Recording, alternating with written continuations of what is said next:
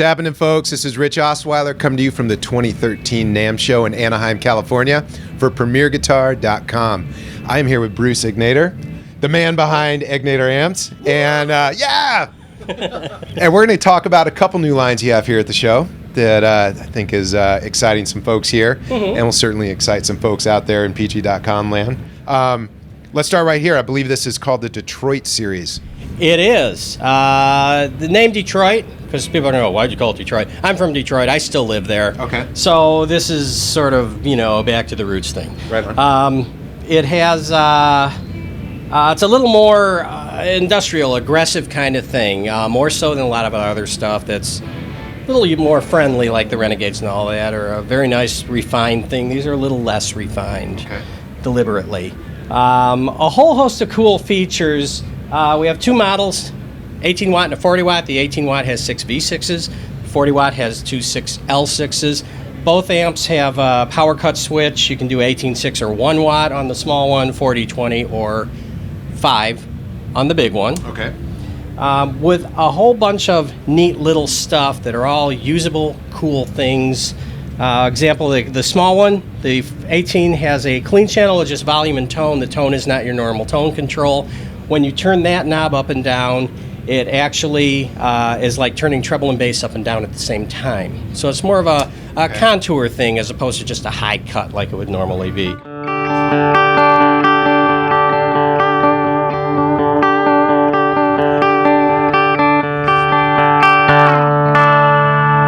So it brings up the bass and treble at the same time, and it's a little cooler knob to use than just plain high cut. Okay. The overdrive channel, volume and master, gain and a volume, treble, middle, and bass. We have an interesting knob on here because everything we do, we have to come up with something new for that line of stuff. Okay.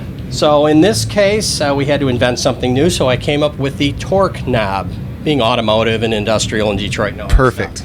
So on this one, the torque knob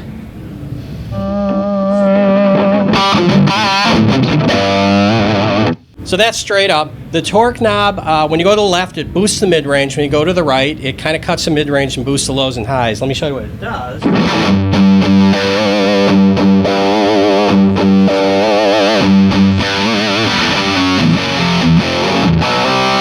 Notice, but the cool thing about that is when you're turning it up and down, the volume doesn't change. Right. These are just convenient things, or normally you'd have to turn the mid-range down and turn this up, and you'd be messing with two knobs. So you can turn the knob back and forth, the volume doesn't change, so it just makes it easier to use. Both models have a silent mode, a silent record mode or live mode if you want, but you can put it in the play mode, live with the speaker, or you can switch to silent.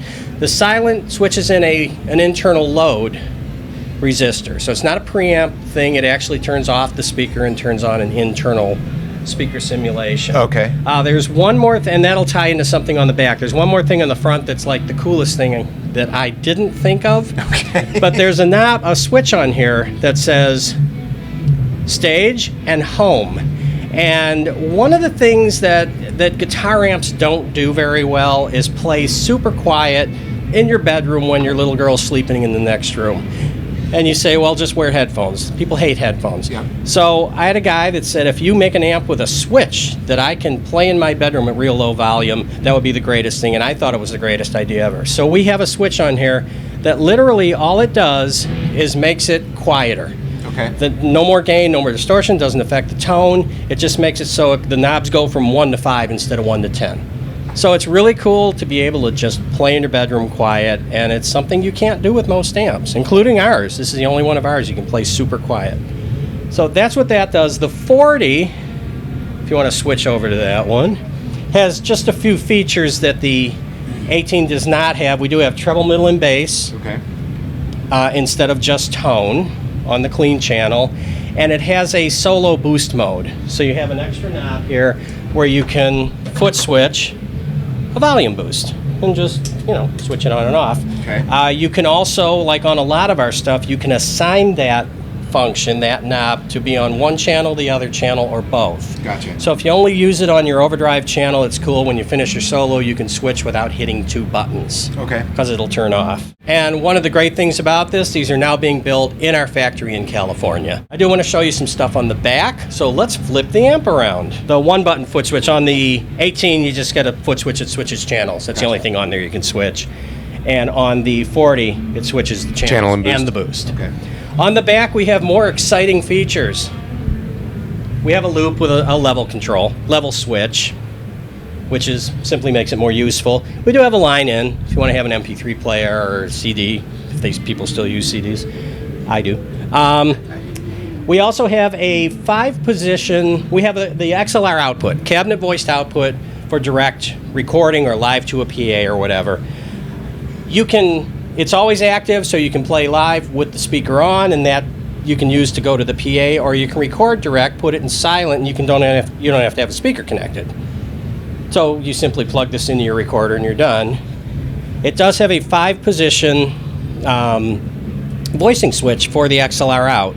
Just different response curves for a 112, 212 open back, 112, 212 closed back, and a 412, and you can pick the one you want, and it comes out of this, and you get all these different choices of sounds out of the recording output. The last super cool thing on here is the headphone output. And you go, big deal, a lot of amps have headphone outputs. Most tube amps don't, but regardless, this one has a headphone output, and normally a headphone output in mono, which is what a guitar amp is, sounds really small, and it sounds like it's right in the middle of your face, and it's not a real satisfying thing to play, and you just kind of live with it. We use some very old analog technology that they invented years ago, before you guys were born, that takes a mono signal and splits it into stereo. It's not a delay, it's not a swishy phase shifter. It just takes those two signals and separates it and makes the sound field bigger. Okay. So when you put the headphones on our amp, you get this much larger sounding thing as if it's coming from two sources. Okay. And it just sounded great. I couldn't believe how good it sounded when I did it. Nice. So that's pretty much. And it is actually stereo or split signal? Well, you can't really call it stereo, but it is. It's simulated stereo. Gotcha. You put it on and it sounds, in fact, you don't notice it. You'll just put on the headphones and go, wow, those sound really good. Okay. And that's because it's this fake stereo thing, and it worked great. It was like really cool. Right on. So that's pretty much what these have, and that's enough. That is the Detroit series. That's it.